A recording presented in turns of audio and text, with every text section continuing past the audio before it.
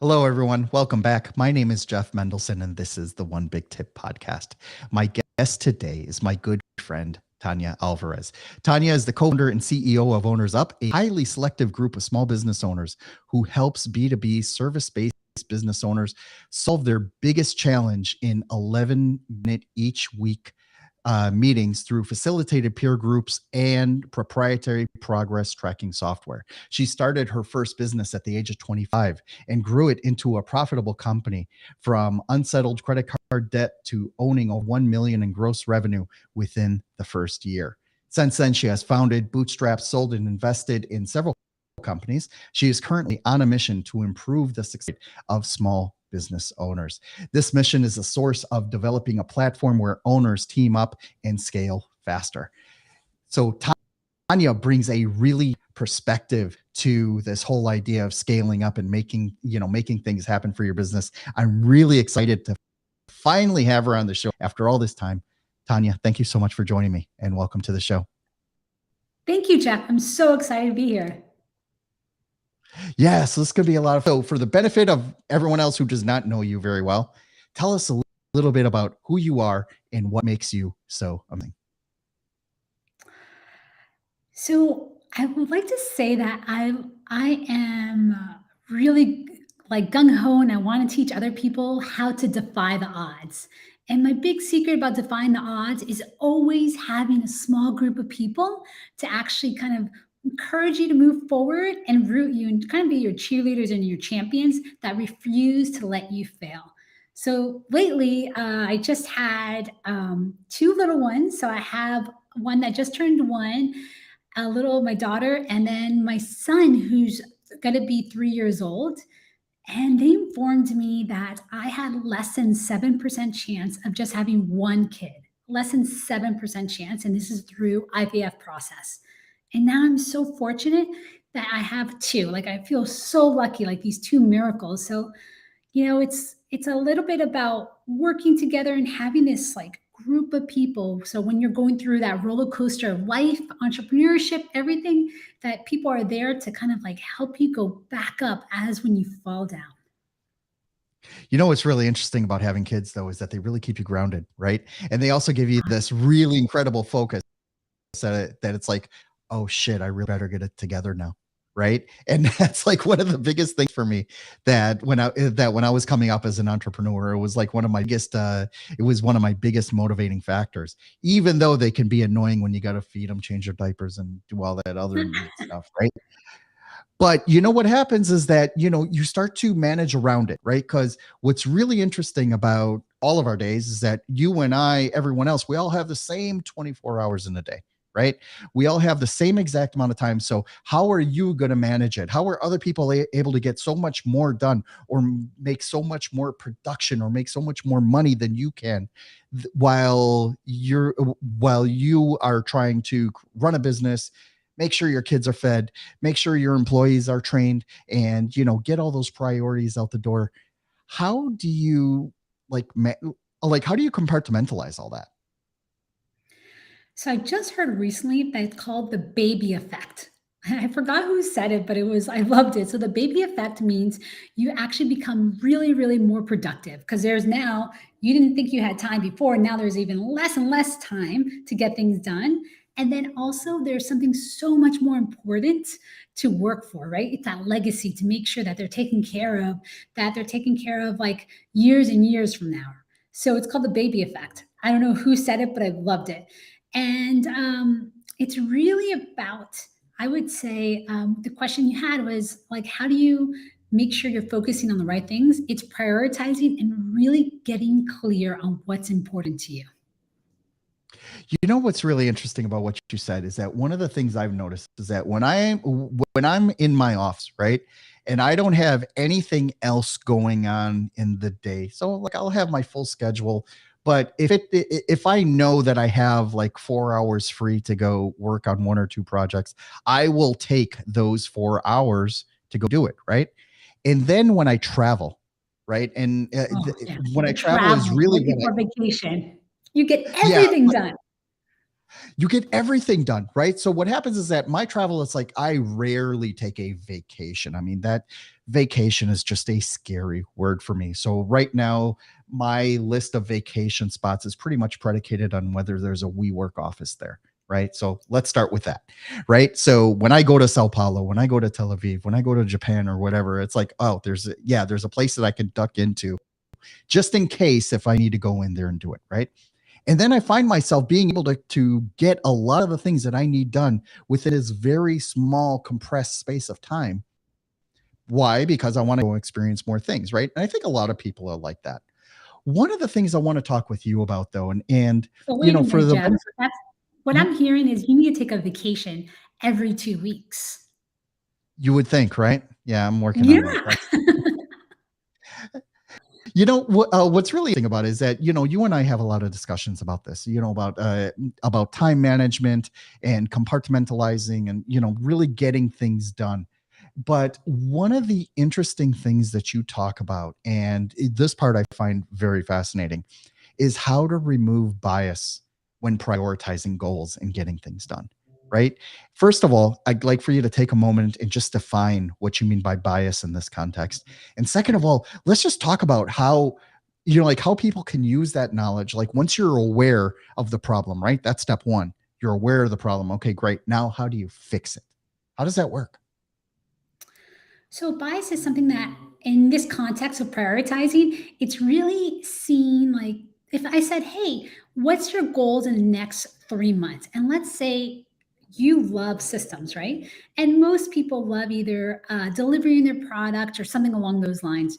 And you would probably have all your goals with maybe like systems or anybody in that sense. So your default and what you're most comfortable in is systems.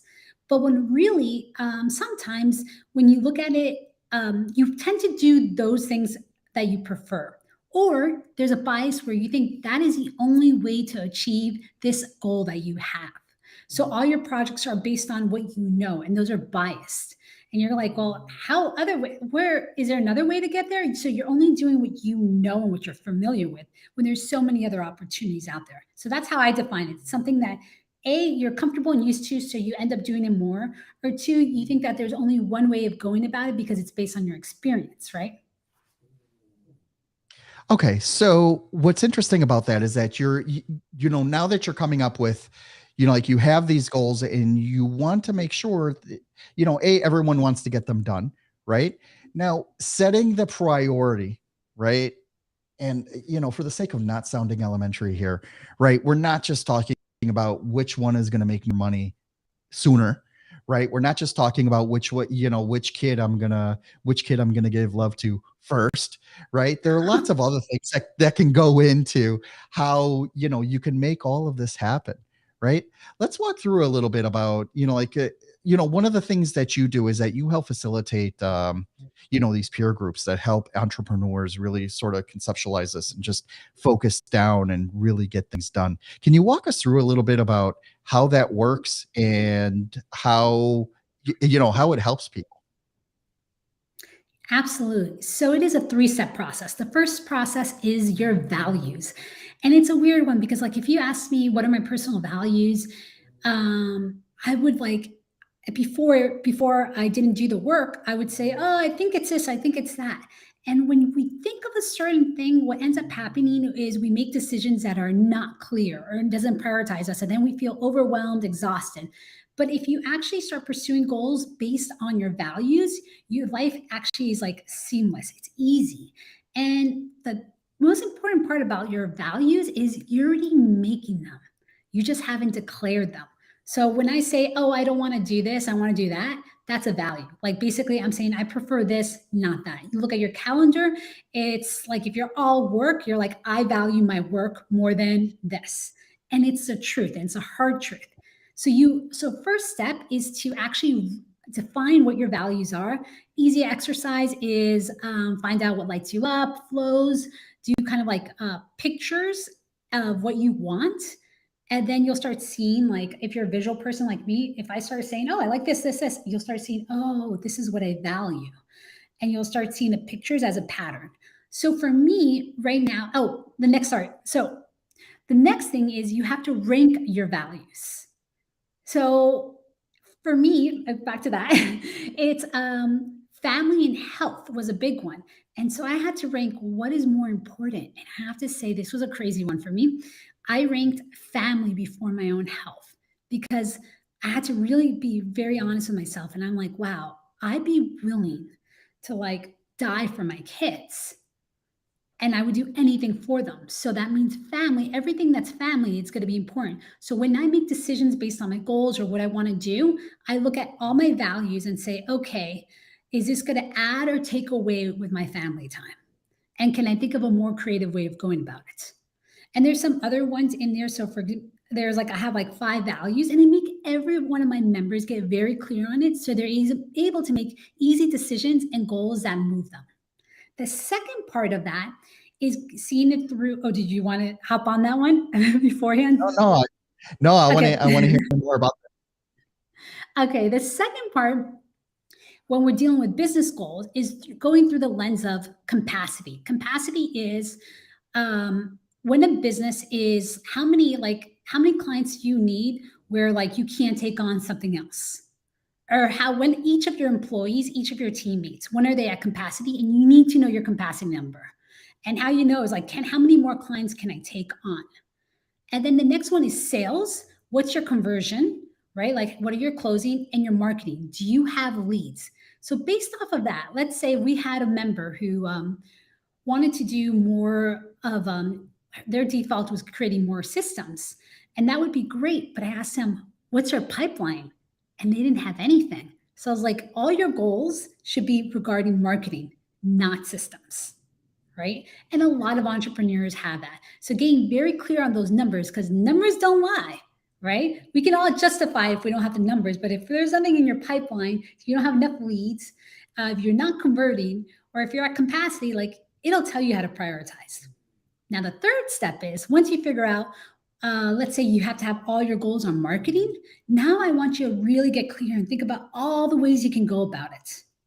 And then what you're going to be doing is having 3 different variables. One is how much effort is it going to take you? Is this going to be like a few hours? Is it going to be 2 weeks, 2 months, 6 months? And when you put 6 months, I want it to be like a 1 through 5 scale, and 1 would be 6 months, and 5 would be a few hours, right? The second thing would be impact. So, what is the outcome? Is it going to be like, are you going to save a few hours, or is this going to be like something that's going to like scale your time, scale your business, right? And then basically, 1 would be a few leads and save hours, and 5 would be double your months and like get you 40 hours back. And then you basically take that number and you start seeing which one you should focus on. And automatically the data will say, okay, well, these are the things that you have, and you should be focusing on those for your return on investment in time. that. Was incredible, right? Because basically what you're talking about here is a full blown system for really figuring out, the metrics behind each one of the things that you need to do, right? You need to satisfy X, Y, and Z, categories. I think one of the interesting things for me, the big takeaways for me was that I used to build systems before I had a pipeline for it. Right. And I would go and just like, okay, I want to launch this new service. So what do? I go and I build the new service. Doesn't matter. I don't have any clients for it yet. Right. And Yeah. you're right. And it's like, it's like so backwards, because you're thinking like, well, if nobody's buying it, how do you even know that if it's correct? How do I know if the system that I'm putting together, is going to resolve this pain point that I'm trying to resolve for someone else? And the fact of the matter is, you do have to go back, and validate that problem, validate that someone will actually go and, give you a credit card in order to make sure that this actually works for them. Right. Because once they give you the credit card, then it's real. Right. Because Yeah. everything before, you're all in planning stage and it's all nice. And I really want to put this new feature in, and I want it to talk to Slack, and I want it to do all this stuff and send a mailer. And it's like, who cares? Right? Who cares? And the fact of the matter is that once you've collected money from a client, right? All those other problems are going to resolve. You can hire someone to do it, right? Even if you have to do it manually, even if you have to do it yourself and then hire someone to go do other things just to free up your time to go do that. It frees up a lot of things, but only when it's validated, right? Only when you're able to actually make that happen. So thank you so much for sharing that. Tanya, I wanted to pick on one more thing that that you talk about, the just the idea of getting groups of business owners together, into these focus groups. How does that like why do you feel that that dynamic works better than, say, for example, like a one-on-one coaching, or how is it different from a one-to-many coaching program where people are just like, being talked to, in a one-to-many thing as opposed to a small cohort working together? I'm glad you asked me that because the, the last part about the goal prioritization was removing the bias. So now that you ranked what's going to give you the best return on your time and your investment, the ROI, the next thing you want to do is ask your group of people so you can validate it and say, okay, is there a better way? Let's say you put LinkedIn marketing. Is there a better way or more faster way that anyone can share their experience or insights? So that even actually gets you to even make it faster the time that you're implementing it and gives you those results, right? So it's kind of removing, understanding where your resources are.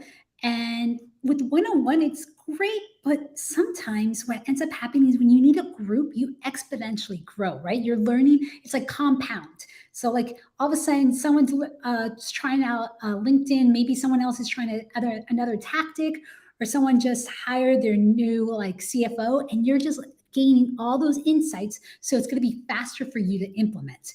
Or maybe you're discovering a new strategy. So I feel like with a group, not only do they help you actually remove bias, like, hey, looks like you haven't tried this in marketing, but you keep always doing systems. That's a great way. Learning new ways. And then also, like, there might be something where it's like there's a big one for entrepreneurs, kind of like letting go of feeling that you're the only one who has to do everything, right? And once you kind of let go and outsource and delegate, it is amazing. And you know it's going to be great for you, but you still hold on to certain things. But then when you see somebody else do it, oh my God, then you're just like, if that person can do it, I've seen them. Look how they scale their business and look how free and happy they are. Then you start implementing. So I feel like it's a compounding effect when you're in a group. Thank you so much for sharing that. I really appreciate it.